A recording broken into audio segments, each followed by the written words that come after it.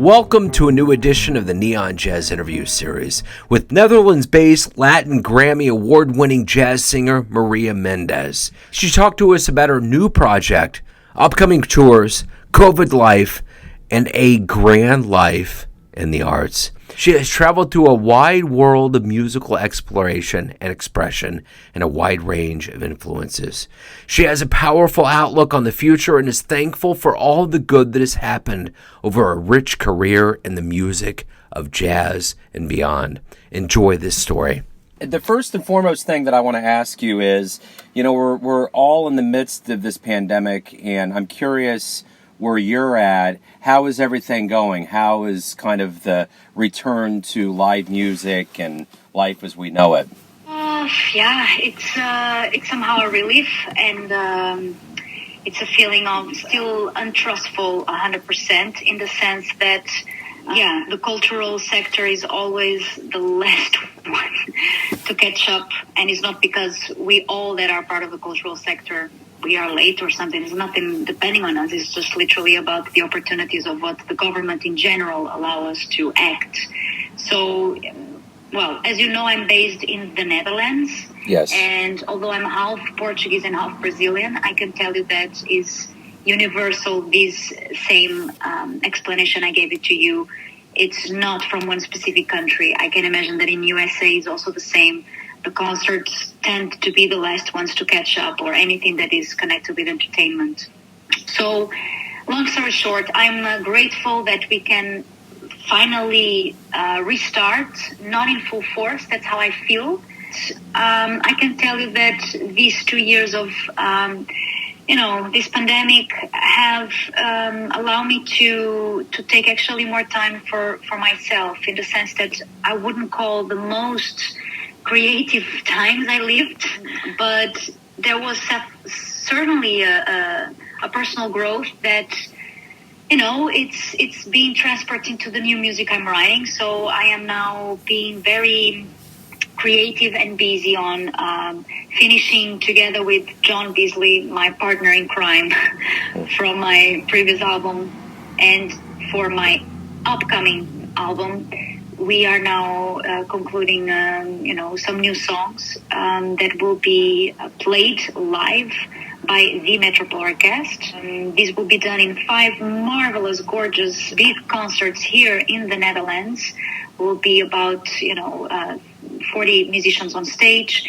And the outcome of these shows will be, my new album, featuring John Beasley, Metropole Orchestra, and my band. So I'm very excited.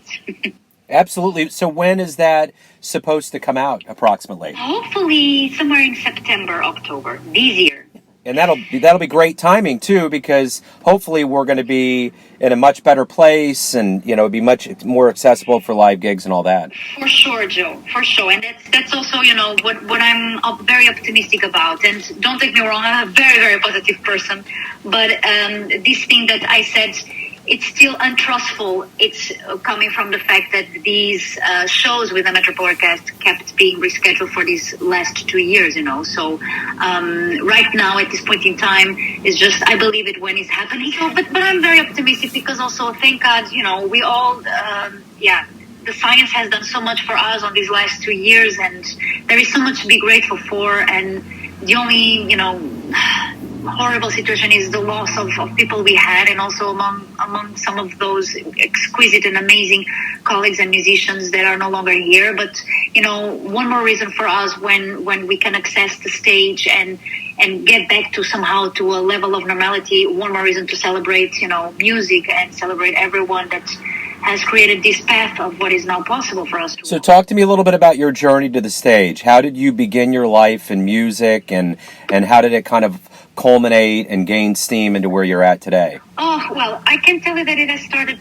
very young. Sometimes I say that I was blessed or cursed, but I think it's blessing at the end, by the sense that already when I was 3 years old, I would verbalize it to my parents that I wanted to be an opera singer. I have simply devoted my life to, become a better version of what I could in terms of musician. So initially I was somehow programmed to become an opera singer. So I, from my 12th years, of existence on this planet Earth. I initiated, very strict music studies in the classical field.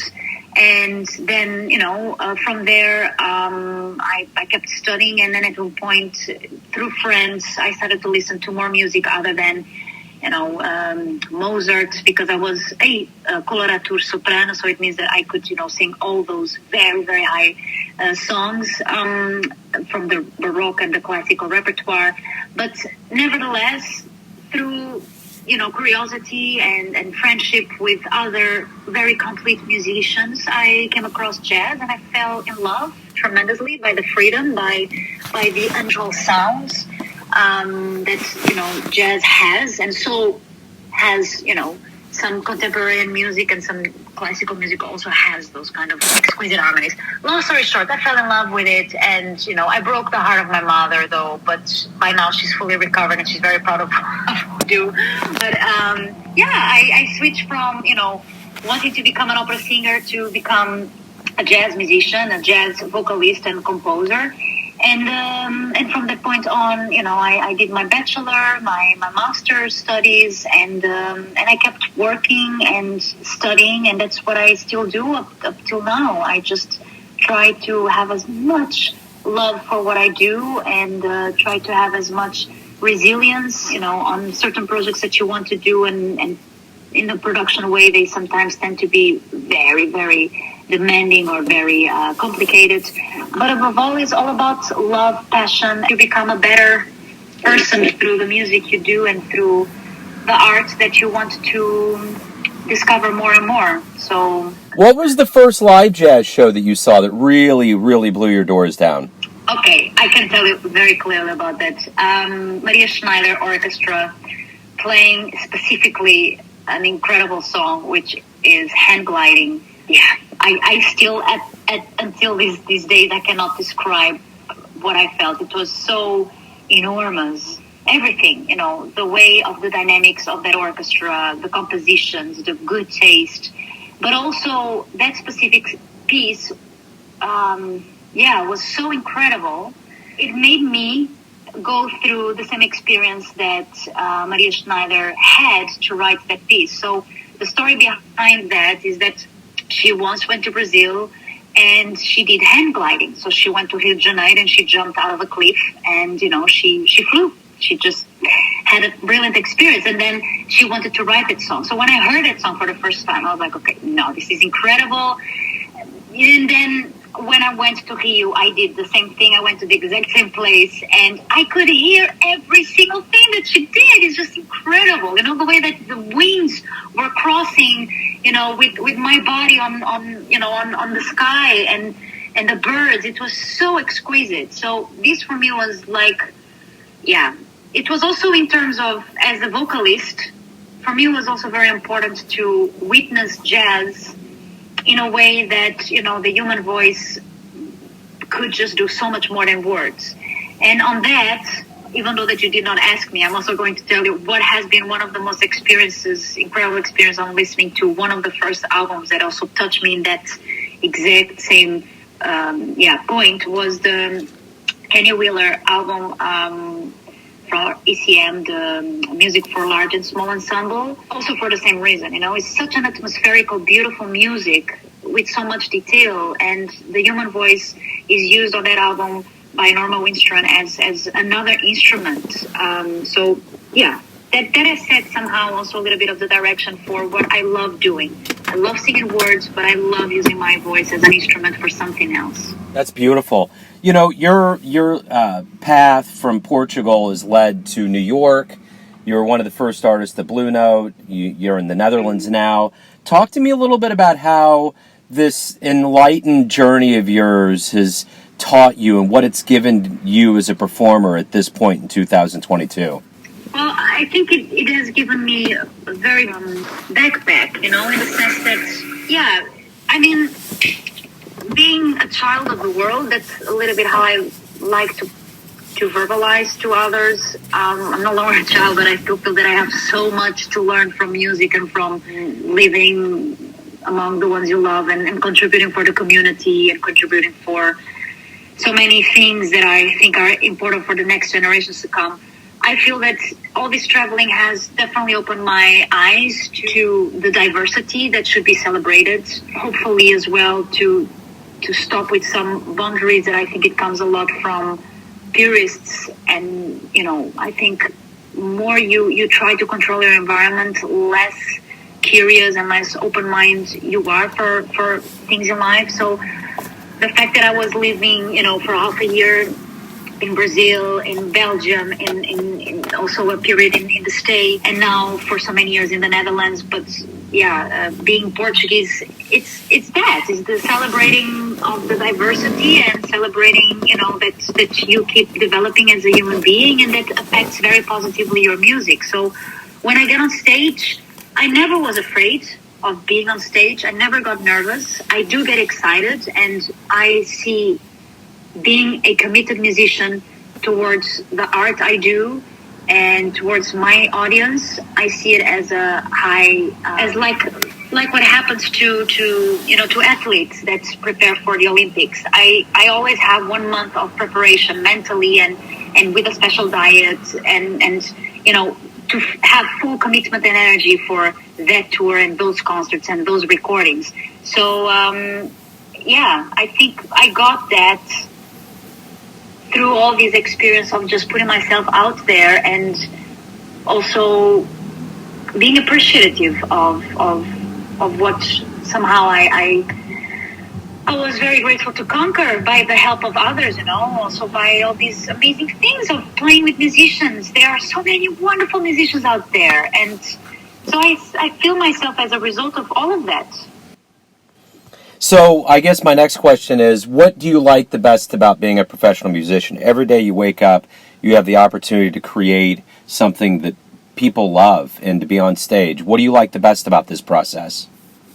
I love a lot of things on the process. For me, one of the most exquisite feelings is really the thing of being on stage and knowing that someone has chosen that moment of the day, to be surprised, to feel something. And I feel myself as a vehicle of something else. Of course, there is, always a little bit of a feeling of, it's not ego, because for me, ego, I consider it a negative thing. But there is always a feeling of accomplishment when you feel that what you felt, you made it possible to come across. So that for me, the sharing, that's actually the exact thing I'm saying, the sharing process of the creation that I do in four walls in my mind, and then communicating it with my band or with, the amazing musicians that I've been playing with, and hopefully the future ones to come, that on that moment we can really create something because we are all open for that spiritual level of creation. And that is the thing I love the most, really. Even more than the thing of really writing a song. For me, it's the sharing with the audience and with the musicians on stage. Speaking, as we kind of touched on the future, if you could get into a time machine and let's go back in time, and you could see any musician anywhere, any jazz musician, who are you going to go see? Who would you love to see live and maybe even talk to? Whoa, that's a fantastic question that no one ever asked me, Joe. This is fantastic. I just... So many. Oh, my God. Okay. Bill Evans. Coltrane. Carla McRae. I would have loved to have met her. Meu Deus. Shirley Horn as well. Just for the sassiness, Sinatra. But, I would love to meet Miles. Oh my God, Cannonball. Oof, so many. For real. Yeah, I'll work on it. I'll see what I can get together. Please. Yeah, I think it's going to be a great invention. Keeping in kind of the context of right now with COVID and everything we've lived through for the last 2 years, as you release this new album and hopefully get back to stage more in earnest, what do you hope we all realize about the power of live music, both performer and the audience, when it actually does come back in full force? What I just hope that people really feel that it's no bullshitting. Sorry, the expression, because it's really that. When it's live music, you feel to the guts the vibrations on that room, and that is impossible to be, replaced. So that's just what I hope. I don't hope that, because that's a factor that happens, but I hope that people that before this COVID horrible situation, that they will remember that. They will remember the excitement of, the silent hall, and then the music starts, and then because I'm part of the audience as well. I go to so many concerts, and I can't wait to start going to them. I did, because there was one part last year that there was an opening here in the Netherlands, so I could actually go back, and I was so happy. I was so incredibly happy. I saw Red Melda playing solo in Rotterdam, and it was, oh my God. So that's the thing, the surprise, because when it's live, and especially with improvised music and jazz, there is so much that can happen. Even the songs that you are kind of, so well from a musician, they take so many detours. And now what I also feel is that the audience is so much more appreciative. They are so much more touched by it. So the only thing I want to say to your listeners, and to put it there out in the universe, is please think of that. Think and wish for that. The feeling of being part of something bigger, not the comfort of the home, of listening what you can listen at home, but just really go and be part of something bigger, of a great experience that is done with so much love by the musicians to be shared with the audience. So I would say, don't be afraid. I can really believe by now, from performing in the Netherlands, Portugal, throughout this pandemic, those were the two countries that I have performed, that people really take seriously the sanitary cleaning and all of the conditions, so that when the audience comes, it's really safe. So please attend live music and celebrate it with us. So everyone has a perception or an idea of who they think you are, your family, your friends, your fans, but ultimately you live your life, you have a perception of yourself. Who do you think you are? This is a quite philosophical conversation, Joe. I love it. Awesome. Who do I think I am? To be super honest, I'm still the little girl. I am literally small, like in size, so I can say this. And I'm the youngest of three daughters, so I always feel that I'm the youngest of everything, although it does not start to be like that anymore. I'm on my 30s, so. But I feel that I'm still this young girl that gets very, very excited about things. I love life.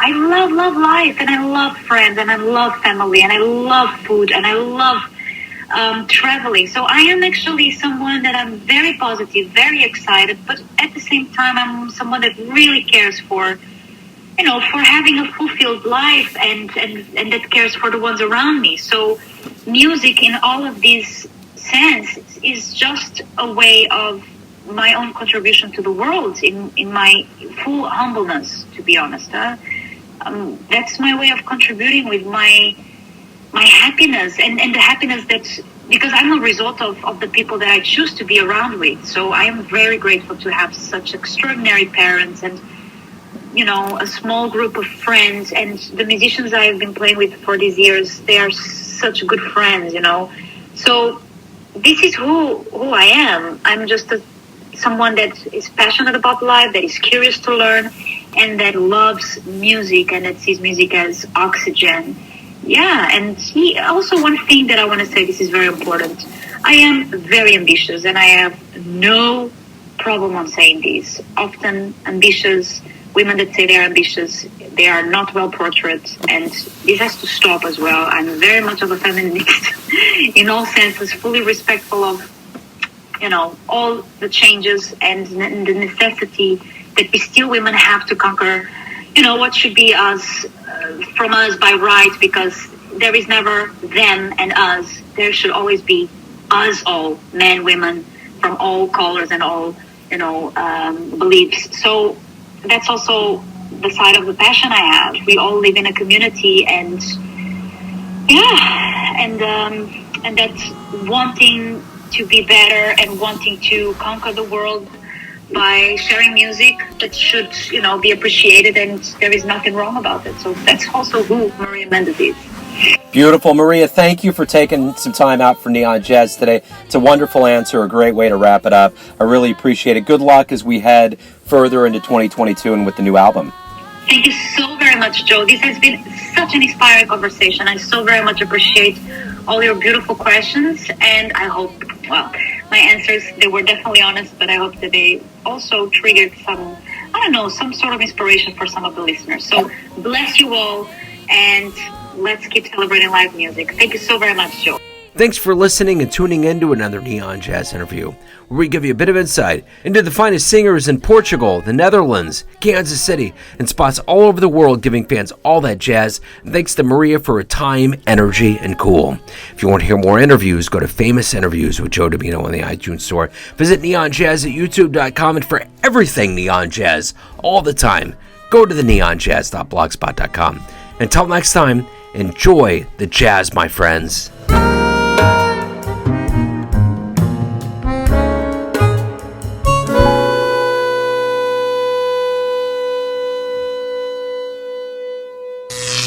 Neon Jazz.